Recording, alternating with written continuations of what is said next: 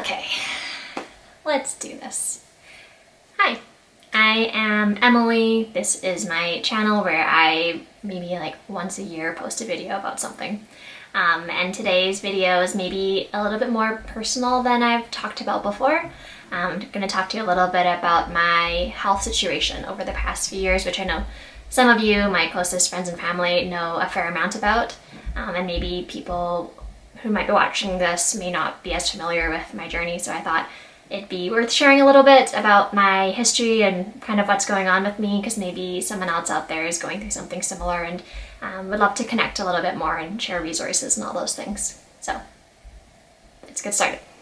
I guess I should say before jumping into this as well that I will be talking about my health today and some of the specific examples of things I faced. So just wanted to do a bit of a content warning, because if you've gone through something similar, this may be difficult to listen through. So I just want to let you know about that.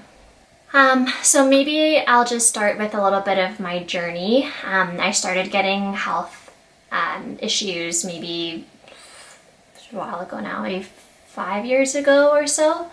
I was organizing a large event for work, and my first symptom was that I started getting stomach problems. I would lose my appetite quite quickly, and then was through a series of tests diagnosed with something called duodenitis.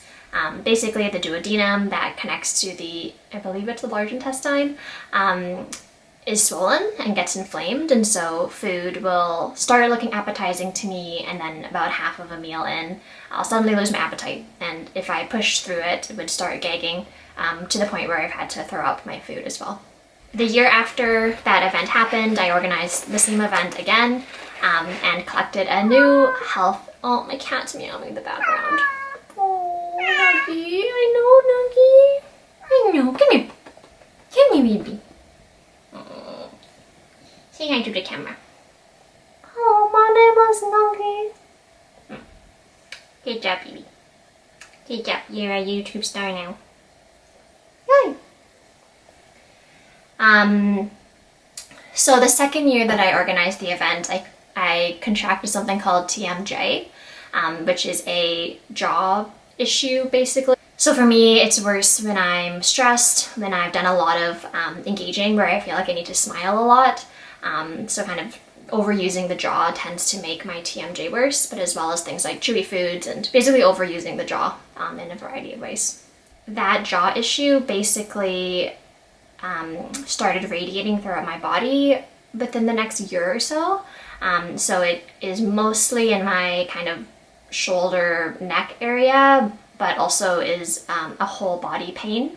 And the way I would describe the pain is kind of like every part of my body is bruised.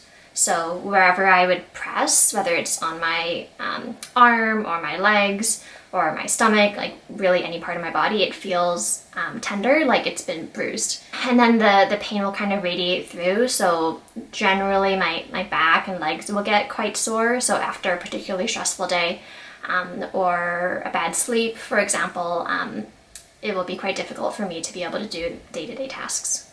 So this all led to, I think it was around the beginning of the pandemic, I was diagnosed with something called fibromyalgia. And the way that I understood fibromyalgia is kind of described as being above and below the belt. So it's basically constant pain that is an all body pain. And they say above and below the belt is because if you have a constant pain in your arm, that's very difficult and very painful and definitely chronic pain. It just wouldn't be fibromyalgia because it's only designated in one spot. The way it was described to me is if a person cuts their hand, then you would feel pain in your hand. Fibromyalgia patients, the body thinks that your hand has been cut even though it hasn't been, and so it's reacting as if there's pain, even though while there is pain, the cause of the pain did not exist in the way that the body's responding to it, is kind of how I've understood fibromyalgia. I still have a lot to learn. I remember being back in high school, I think. I was following this YouTuber called Whaley, and maybe some of you watching this knows Whaley, an Asian American vlogger. and she posted a video about fibromyalgia. I will link it here if you're interested. And she talked about her diagnosis, and I remember thinking back and feeling so much for her, and yet not being able to really tap into empathy because I could not even imagine what she was talking about, of just having this constant, never-ending pain. I thought it was completely unimaginable. I went back and watched it and realized that it's now not that unimaginable because it's what I'm living day to day. Kind of that from the moment you wake up to the moment you sleep, pain kind of all over your body, and again, particularly in the jaw, neck, and kind of back-ish areas. So it was quite an eye-opening experience to go through and rewatch that video and now be able to, unfortunately, empathize with what she was going through. I think the biggest, one of the biggest learnings is really coming to understand chronic pain. It's not a term I would have used to describe my pain over the last 5-ish years, even though it has been constant pain, but I've always felt like someone that experiences chronic pain is surely have more pain than me, or worse pain than me, or more constant pain than me. It always felt like if I were to use that term, that I would be putting myself within a group of people who experience far worse than me. And I think to some degree that's still true. I mean, I can go about my day, I can thankfully still work my full-time job, I can occasionally go for runs, like I don't want it to seem like my life is horrible, I'm just withering in pain all day, every day. It's definitely not like that, and I know there are cases of fibromyalgia, but also other kinds of chronic pain where it is debilitating and they can't work and they can't stand for a long period of time. And so I think within the bucket of chronic pain, my pain is, I'm very grateful that it's not, at least at this point, to that level. At the same time, trying to kind of work through my identity as someone with chronic pain and really coming to terms with that definition for myself. So things I've tried that have not been particularly helpful. I've had a variety of medical tests kind of all over the body, from the brain to everything else. Most of them come back negative to finding any serious ailments. I have tried medical cannabis. It has been helpful a little bit for my anxiety, but otherwise hasn't been particularly helpful, so I've kind of eased off of that. And various topical creams and ointments and such for my jaw. And other things, but I feel like those 3 examples are kind of a few examples of things that didn't help as much. So things that did help more is the more exciting part, and hopefully the more somewhat uplifting part. So the first thing I want to talk about, which I'm very excited to talk about, and if I've talked to you about this before, you know that I'm very excited to talk about this, is something called the spoon theory. The spoon theory was coined by Christine Miserandino. And the spoon theory is something that I found to be really helpful to help understand chronic pain. So the basic principles of the spoon theory is the average person is given, say, 30 spoons a day. Someone with chronic pain might only be given 20 spoons, and maybe the person with chronic pain, their spoons are smaller. So you start the day and you start going, oh, hello, baby, you like the spoon theory? Yeah, I like the spoon theory. So you start going about your day. And picture someone with chronic pain. They go about their day, they go to work, they come home, they have kids, they cook dinner, they put the kids to bed, maybe they do the laundry, they go to sleep. So that person, oh no, I forgot my numbers, did I say 20 spoons? Let's say the person with chronic pain is 30 spoons, non-chronic pain person is 40 spoons, that makes more sense. Okay, so chronic pain person has 30 spoons, but they spend 40 spoons to be able to do those day's activities, if you think of the spoons like energy. So we actually spent 40 spoons, but they only had 30 spoons, so they have to get those extra 10 spoons from somewhere. So you need to borrow it from the next day. So now on the next day, they're only starting their day with 20 spoons. So you go about your day, you do the laundry, you go to work, you feed your kids, do all the same, you're doing exactly the same thing. You spend another 40 spoons. So now you have to borrow 20 spoons from the next day to be able to make up for the previous day because you only started with 30 spoons, etc., etc. Until you get to the last day, and suddenly you have no more spoons left because you've borrowed them all for doing those daily activities the previous week. So you start this day and you get a pain flare-up.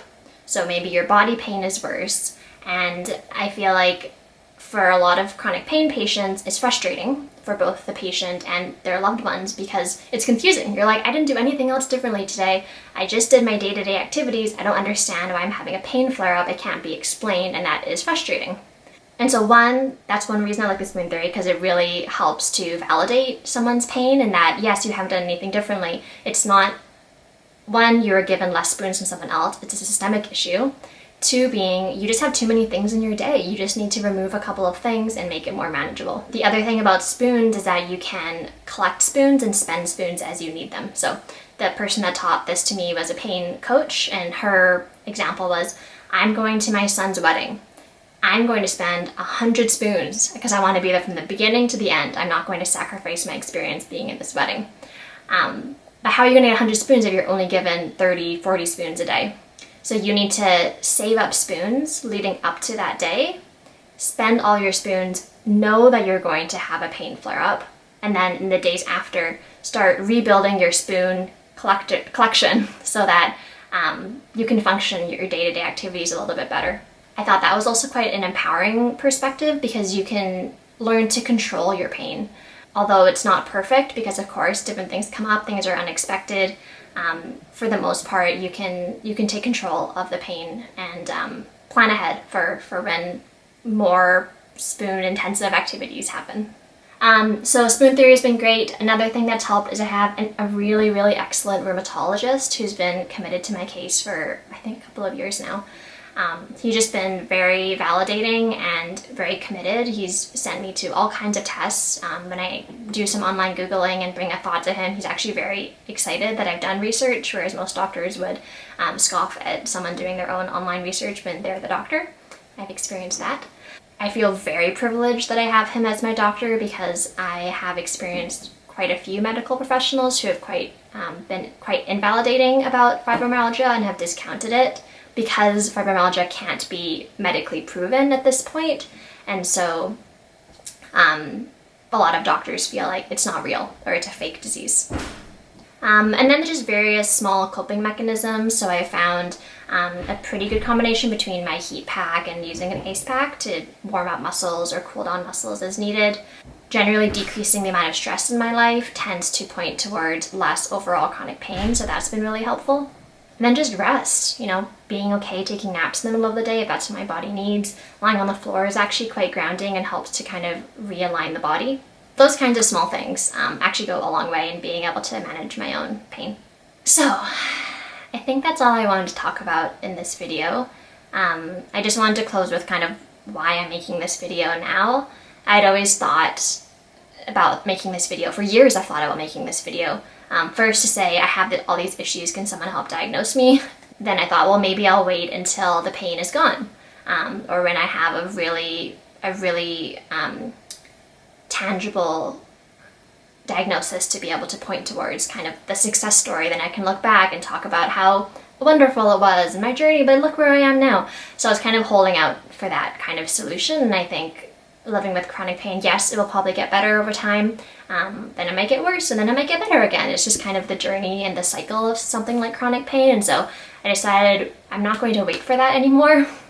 I have a story that I want to put out into the world, and maybe someone else who's watching has had a similar experience. So maybe we can connect a little bit and like share our experiences. And also just for myself to have a bit of a time capsule of where I am and how I'm thinking about chronic pain at this point. So maybe a couple of years down the line, I can revisit and see how my journey is maybe at a different spot, or maybe it's the same one, and kind of learning to be okay with that too. So I think that's all I wanted to say. I just wanted to end by really thanking everyone. I got so far without crying. I just want to thank everyone who's been so supportive of me during this time. I know it's hard to have to, keep answering the same questions of I don't have an answer yet, or yes, I've tried these various things and things are still not working, and kind of having to tell the same story. And for those that have kind of listened to my story over this time and have, really stuck by me, it really means a lot. So just wanted to say thank you. The journey's not ended, but just really wanted to appreciate everyone for being along this journey with me. I love you all a lot, and we'll talk again soon. Thank you.